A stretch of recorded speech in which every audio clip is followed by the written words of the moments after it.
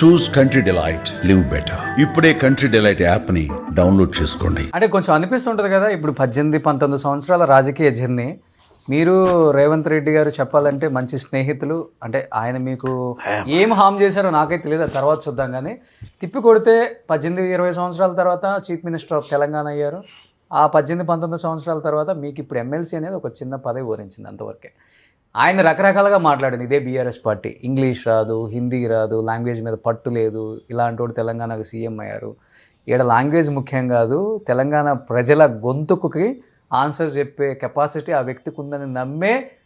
సరే, అది ఏమన్నా అనుకోండి, మీరు దొంగ హామీలు అంటారో ఇంకొకటి ఏదో చెప్తారు, దీనికి ఆన్సర్ నేను కాదని చెప్పను. కానీ తన ఉనికి తాను చాటుకున్నాడు తెలంగాణలో. అది చూసినప్పుడు కొంచెం జెలస్గా ఫీల్ అవటం, గిల్టీగా ఫీల్ అవటం, ఇలాంటి వ్యక్తిని అనవసరంగా మనం మాట్లాడామని ఫీల్ అవటం, ఇలాంటి సందర్భాలు చాలానే ఉన్నాయి. Revanth Reddy is an accident to Telangana. Even today ఆయనను ప్రజలు ముఖ్యమంత్రిగా ఎంచుకోవడం ప్రజలు ఒక పెద్ద ప్రమాదాన్ని కొని తెచ్చుకున్నట్టే. అది మనం అందరం, ఆల్ ఆఫ్ అస్, ఎవరైతే ఓట్లు వేసి ఉంటామో. ఆయనను మీరు గొంతుక అన్నారు, ఆయన గొంతులు కోస్తున్నాడు ఇవాళ. ముఖ్యమంత్రి కుర్చీలో కూర్చొని గొంతులు కోస్తూ ఉన్నాడు. డిఫ్లేషన్ ఆఫ్ ఎకానమీ అండి. Telangana highest prosperous state in the country, now is regressive deflation of economy. ఎక్కడన్నా విన్నామా? బరకత్ లేదు. మీరు అడగండి మీ కెమెరా సోదరులను, లేకపోతే ఈ కార్యక్రమాన్ని చూసేవాళ్ళు అడగండి. 20 నెలల్లో, అప్పుడు అంతకుముందు జేబులలో 10 రూపాయలు ఉంటుండే, అందరి దగ్గర 10 రూపాయలు. హాస్పిటల్ పోవాలన్నా, హోటల్ పోవాలన్నా, ఇంకో దగ్గర పోవాలన్నా 10 రూపాయలు డబ్బులు ఉంటుండే. ఎకానమీని కొలాప్స్ చేసి పడేసినాడు, ఇచ్చిన వాగ్దాలు అమలు చేయట్లేడు. కాబట్టి ఆయన గురించి ఎక్కువ. ఎకనామీ అంటే ఏంటి సార్? తెలంగాణలో, హైదరాబాద్లో కొంచెం రియల్ ఎస్టేట్ తప్పితే తెలంగాణలో ఏంటి అసలు? రేవంత్ రెడ్డి వల్ల ఈ హాని జరిగిపోయింది. హెయిర్ కట్ ఎక్కడ చేసుకుంటారో నాకు తెలియదు. మీరు పోయి కొంత మోడరేట్గా ఉన్నటువంటి ఒక హెయిర్ కటింగ్ దుకాణం పోయి ఎవరో పోయి ఎట్లా నడుస్తుంది వ్యాపారం అని అడిగితే చెప్తాడు మీకు. ఇవాళ హెయిర్ కటింగ్కి రేవంత్ రెడ్డికి కూడా సంబంధం ఉంటుందా? ఎక్కువ గవర్నమెంట్కి సంబంధం ఉంటుంది. స్పెండింగ్ కెపాసిటీ అంటాం మనం, కన్జంప్షన్ అంటాం కదా. ప్రతి దగ్గర కూడా ప్రజలు స్పెండింగ్ కెపాసిటీ తగ్గిపోయింది. డబ్బులు లేవు చేతులు. మీ దగ్గర ఉండొచ్చు, మీరు కొంత సెలబ్రిటీలు అంతా, మీరు పెద్ద పెద్దవాళ్ళు కాబట్టి మీరు అంతా మీ దగ్గర, మీలాంటి వాళ్ళ దగ్గర ఉండొచ్చు. దగ్గర కన్నా ఎక్కువైతే లేదు నా దగ్గర. అది నా దగ్గర ఏముందో మీకు తెలియదు కదా, నా దగ్గర ఏముందో మీకు తెలియదు కదా. లావిష్ విల్లా ఉంది, అది దానికేం. కేసీఆర్ గారి ఫోటో ఉంది. కేసీఆర్ గారి ఫోటో ఉంటే డబ్బులు వస్తాయా పాపం? ఫ్యాక్ట్ ఏంటి అంటే, జోక్స్ అపార్ట్, ఇవాళ ప్రజలు పడుతున్నటువంటి ఒక బాధలు, ప్రజలకు ఉన్నటువంటి ఒక సమస్యలు, జూబ్లీ హిల్స్, బంజారా హిల్స్లో ఉన్నటువంటి ఒక కొంతమందికి అర్థం కాకపోవచ్చు.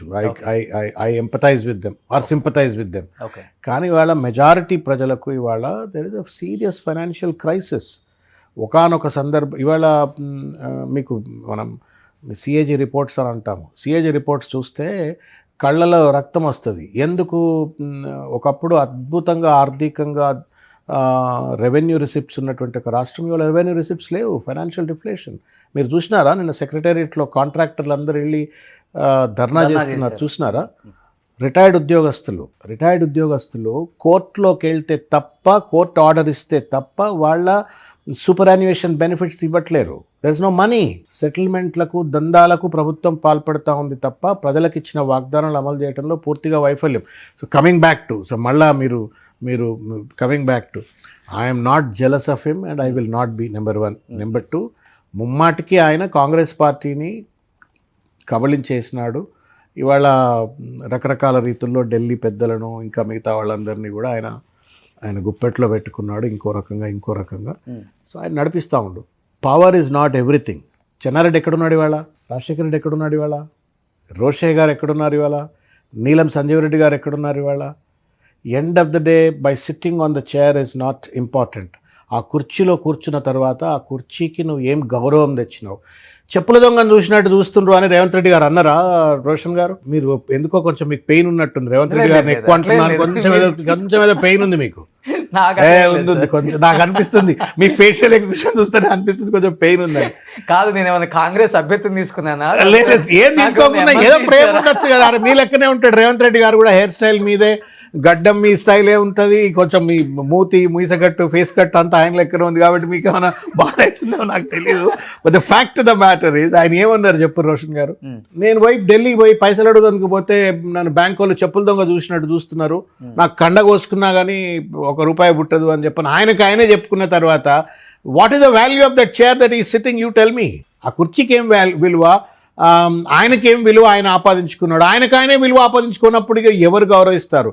నేను ఒకటే చెప్తాను సార్, రాజకీయాలు పదవులు కాదు, రాజకీయాలు ఎంతమందికి సేవ చేసినామని చెప్పని, ఎంతమంది జీవితాల్లో వెలుగులు నింపినామని చెప్పని. కేసీఆర్ చెప్తాడు, ఇఫ్ యూ ఆస్క్ కేసీఆర్, సరే కొంతమందికి నచ్చచ్చు నచ్చకపోవచ్చు, బట్ ద డేటా స్పీక్స్ కదా, నంబర్స్ మాట్లాడతాయి కదా. ఇదే తెలంగాణ గడ్డ ఒకప్పుడు పూర్తిగా వెనుకబడ్డటువంటి ఒక రాష్ట్రం. 2013లో అప్పుడున్నటువంటి ఒక యూపీఏ ప్రభుత్వం దేశంలో ఉన్నటువంటి ఒక వెనుకబడిన జిల్లాలు, మొత్తం దేశంలో ఉన్న వెనుకబడిన జిల్లాల లిస్ట్ తయారు చేస్తే 13 జిల్లాల్లో 9-10 జిల్లాలు మన అప్పుడు 10 డిస్ట్రిక్ట్సే కదా, ఆల్మోస్ట్ ఆల్ ద డిస్ట్రిక్ట్స్ మనకు బ్యాక్వర్డ్ బీఆర్జీఎఫ్ అని బ్యాక్వర్డ్ రీజనల్ గ్రాంట్ ఫండ్ కింద వాళ్ళు నేషనల్ వైడ్ జిల్లాలను ఐడెంటిఫై చేస్తే మొత్తం తెలంగాణ జిల్లాలని బ్యాక్వర్డ్ అని చెప్పని ఆ రోజు ఐడెంటిఫై చేయబడ్డది. అటువంటి రాష్ట్రాన్ని 1,12,000 పర్ క్యాపిటా ఇన్కమ్ ఉన్న రాష్ట్రాన్ని 10 ఏళ్లలో కేసీఆర్ గారు 3.5 లక్షల పర్ క్యాపిటా ఇన్కమ్కు తీసుకెళ్లినారు. ఇది ఫ్యాక్ట్. ఇది సుమన్ టీవీలో మీ పర్సనల్ అండ్ బిజినెస్ ప్రమోషన్స్ కోసం కింది నెంబర్కి కాంటాక్ట్ చేయండి.